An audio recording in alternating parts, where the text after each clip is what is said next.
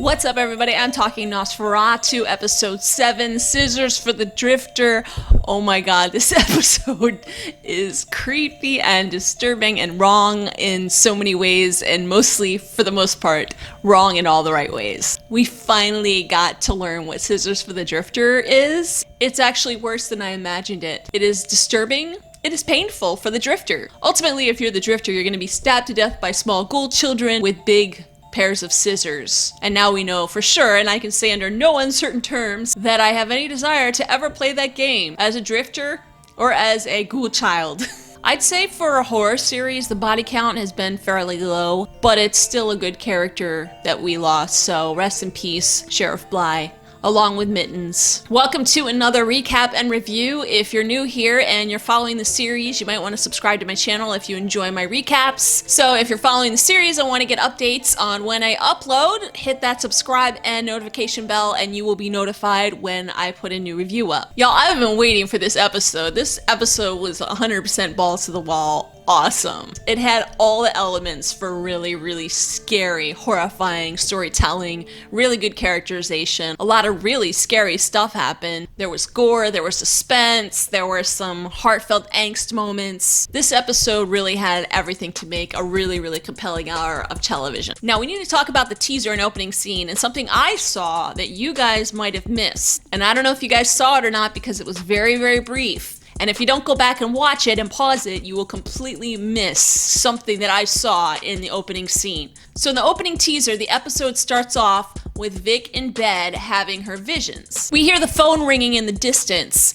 And once again, we see the fire vision. Now, we did see this once before. We saw a previous vision in episode 3 when Vic was on her laptop applying at RISD for financial aid. One of those images was of a fire. Some of these flashes that we're seeing, I have a feeling, based on what we just saw, are foreshadowing images and visions of things that are to come. And this is what disturbs me about the next vision we'll see, and let's pull that up. So that right there is a tombstone that says Vic McQueen. This headstone says Vic McQueen 1994 to question mark. So this isn't good. This isn't good at all for Vic McQueen if this is any foreshadowing as to what's going to come, obviously. I find it very disturbing that we have the show's lead character on a headstone in a vision when her visions are usually premonitions of things that are going to unfold later on.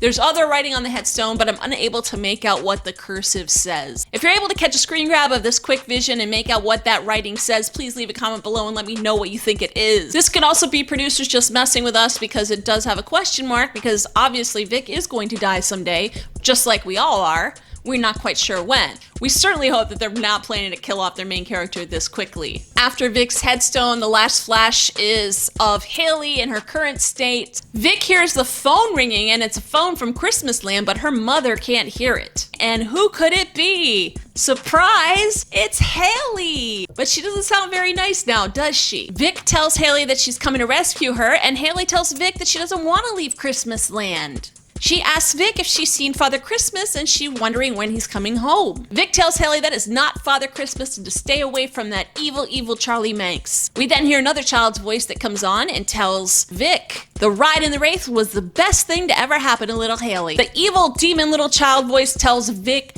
that Charlie Manx will be bringing her to Christmasland to play Scissors for the Drifter. And then we hear sinister children laughing and they hang up. And then we got a cool little jump scare moment when Mom reaches and grabs Vic's shoulder and scares the bejesus out of her. We don't get a lot of jump scares in this show, so I thought it was pretty cool to get that one. Cue the creepy opening credits. We're taken to the place where Charlie Manx keeps his Wraith in his garage barn. He's in the elderly state Jolene left him in, and he's trying to fix his Wraith. Whatever Jolene did to it, she certainly did a number on it. It appears the Wraith is leaking fluids, and as we all know, a Wraith in bad condition equals Charlie in bad condition. You can't have that happen for too long, so Charlie takes his cane and starts making his way to town on foot. A nice good Samaritan man and what appears to be his son stop and offer to give Charlie a ride. Meanwhile, back at the house, Linda tells Vic that she sold her dirt bike. Of course, this is not good news for Vic because, as we know, the dirt bike is her knife, and she needs it in order to access the shorter way. We had a feeling this was coming because Linda had mentioned a couple times in previous episodes that she did not think the dirt bike was good for Vic. Linda tells Vic that she got rid of it because she didn't think it was a good idea for her to be driving it around illegally, and that Vic's father bought it for Vic years ago without consulting her first. Vic is understandably angry about this, so she calls Maggie and asks her to ask her tiles where the bike is. Maggie tells Vic that she threw her tile bag away. Vic tells Maggie that Haley called her from Christmasland, but Maggie tells Vic that she cannot help her and that she's done. We also see Maggie is taking pills. In past episodes, they've hinted that Maggie has had some type of struggle with substance abuse, so this is probably not a good thing. Vic tries to access the shorter way. She goes out to the side of the bridge, but it's not there and she cannot see it or access it without her knife, which is her bike. Now, we know, as we learned from the previous episode with Jolene, you can have more than one knife. So it's very possible that Vic can still access a shorter way if she were to find another knife. Desperate for a way to access her bridge, she calls Chris and tells him that she wants to go with him to Bike Week. Tiffany is not very happy about this because she wanted to go with Chris alone to Bike Week. And Chris says that the three of them can go together. Tiffany doesn't seem very happy about this, and neither does Vic. Vic also mentions to Chris that she thought he would have visited her when she was in the hospital. Chris just said that he had to work. Doesn't seem the least bit concerned about his child. In my opinion, at this point, Chris has gone full-blown deadbeat dad. He's just being a really horrible parent to Vic. In my opinion, they're both just terrible. Meanwhile, the Good Samaritan and his son have dropped off Charlie at the general store. Charlie offers the boy a candy cane, but his father says he can't have it because he's already had too much sugar today and it will rot out his teeth. The store owner does recognize Charlie, saying that he looks a lot like a gentleman that comes in there often, and the locals call him Father Christmas. So I'm guessing Charlie frequents this store when he's in his younger form. And no, that's not Santa Claus. Charlie asks the store owner if he can use his telephone and uses it to call Bing. Charlie tells Bing to catch a plane to Colorado. The young boy Bradley enters the store, and once again Charlie offers him a candy cane. Charlie says to the boy that his father's cruel for not allowing him to have candy and treats. When the boy argues that his father isn't cruel, Charlie tells the boy he knows a place where he can get a brand new set of teeth. We all know where that place is. Back at the school, Bing is still creeping around the hallways being a janitor. Vic approaches Bing to try to find out where Charlie Manx is. I can't believe that Vic actually believes that she can still reason with him at this point, even knowing that he killed Haley's mom and kidnapped Haley. She shows Bing a picture of Peter Ives. Now, Peter Ives is the gentleman from the first episode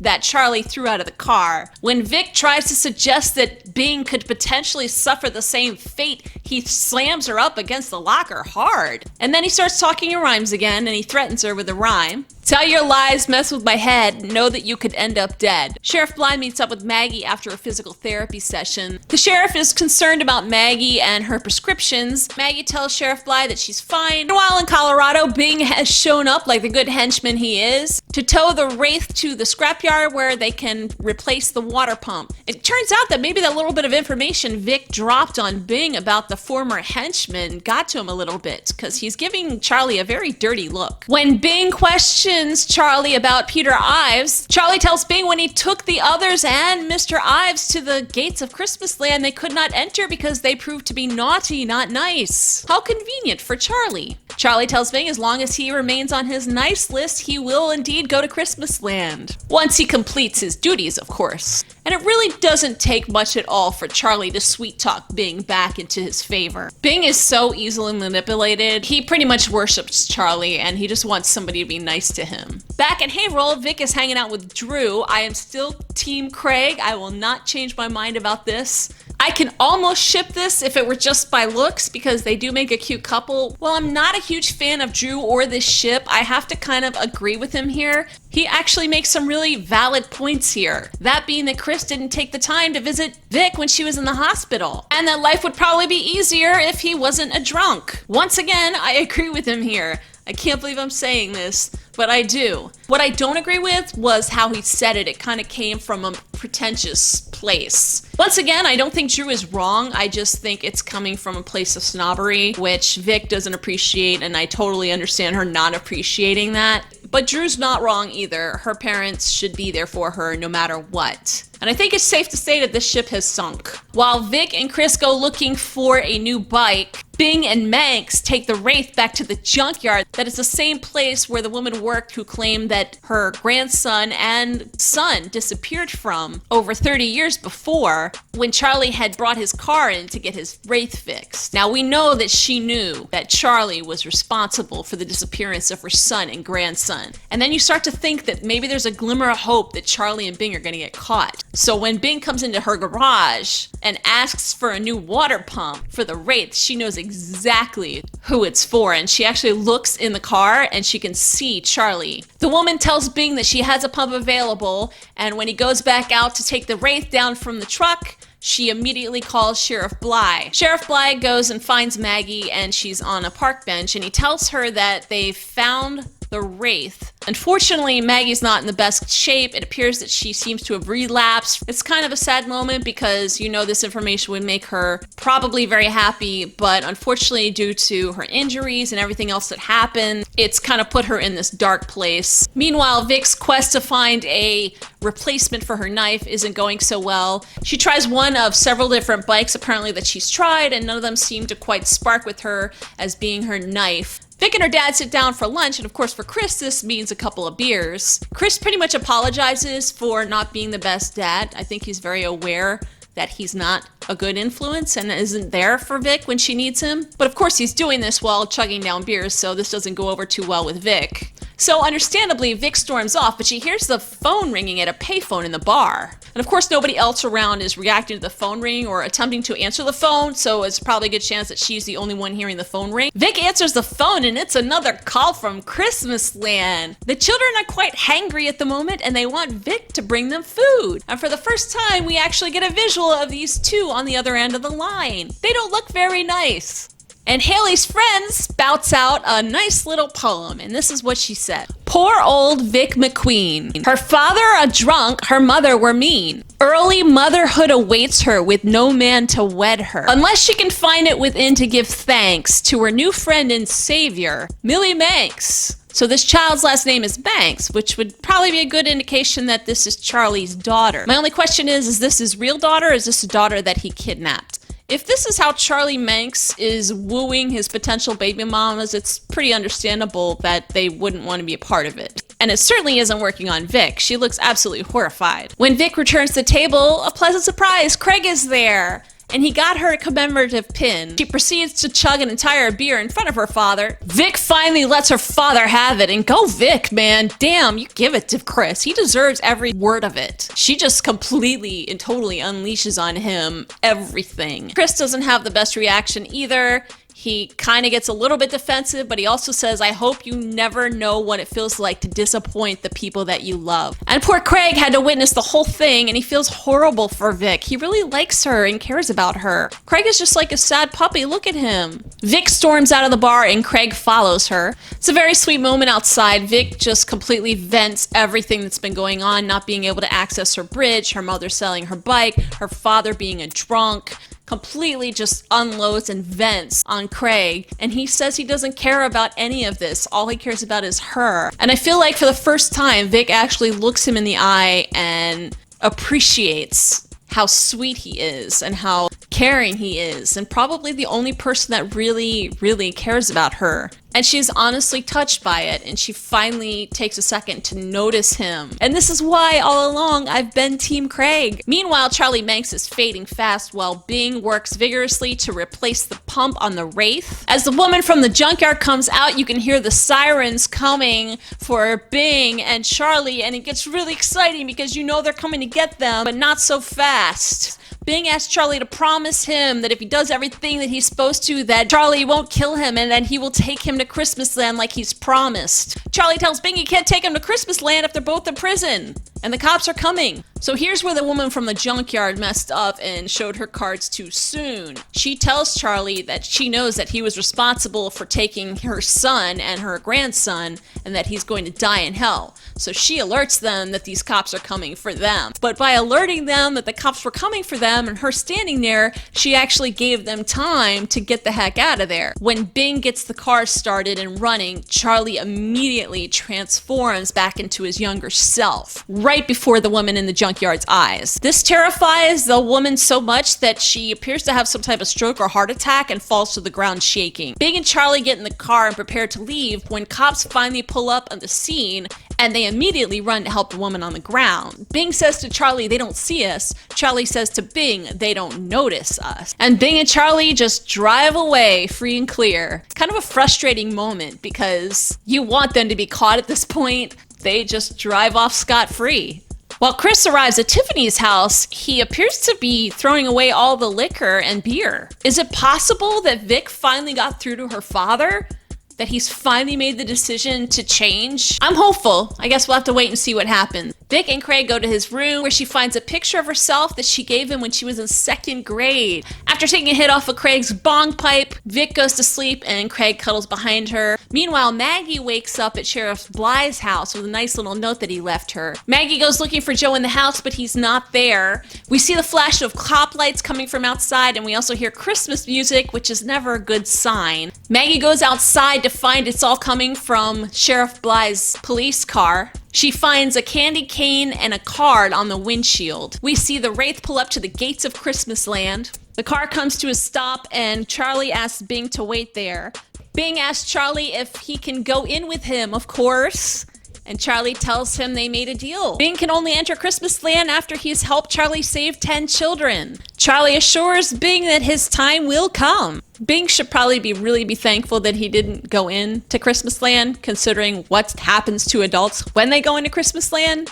That's a ride in the trunk that you do not want to take. Bing begrudgingly gets out of the car and the gates open for Charlie to enter with the Wraith. He's just like, oh, I want to go in, I want to go in. Gates close with Bing standing right at the doors as he's not allowed in.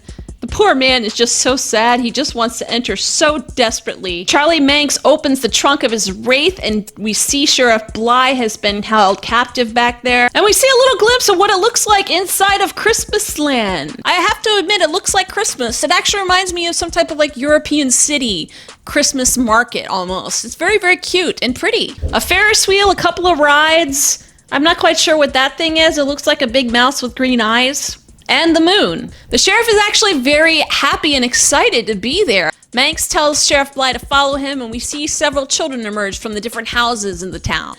And finally, Sheriff Bly is reunited with Daniel. Daniel's very happy to see Sheriff Bly, of course, and of course Sheriff Bly is very happy to see Daniel. Daniel gives Sheriff a really big hug, and then Millie Manx says it's time to play scissors for the drifter. Daniel pulls out his pair of scissors and proceeds to stab Sheriff Bly right in the chest. The camera kind of pans out a little bit. They don't show a whole lot, which is good because I was in pain just watching it. All the children crowd around the sheriff and stab him to death. Millie Manx is very happy that her father is home. She's missed him, she tells him. Manx tells the young girl, it's good to be home, child. And they look on with pride as the children proceed to eat Sheriff Bly. This was a vision that came to us in a previous flash in Vic's head. This was when it happened, so it's pretty safe to say that a lot of these quick glimpses we're getting during Vic's visions that come and go really, really fast, if you blink, you'll miss them, so pay attention to them because they're foreshadowing visions of what we'll see in later episodes. And this visual is the end of the episode. I'd like to know what you guys thought. I thought this was, again, a banger. I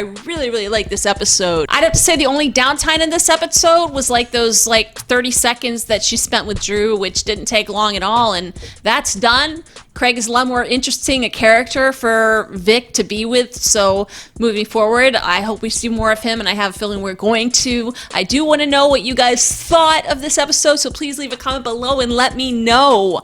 I really, really enjoyed it from the beginning to end. We finally got to see the inside of Christmasland. We had some suspenseful moments there when we thought that Bing and Charlie were going to be caught. It looks like Vic may have finally gotten through to her dad, so we'll see how things go with that. As far as Maggie, she seems to be spiraling, and I really am a little bit worried about her, especially considering now she just lost someone who is very important to her in her life and important to obviously her sobriety. To have him killed off is probably going to be devastating for this character. I can't wait for next week, so I'm very, very excited. Next week, I will be uploading a new recap next week. If you want to follow me on Twitter, I'm at LauriceF. You can tweet along with me. I usually live tweet when the episode airs on Sundays at 10 o'clock. Tweet me on Twitter. Let me know what you think. Leave a comment below.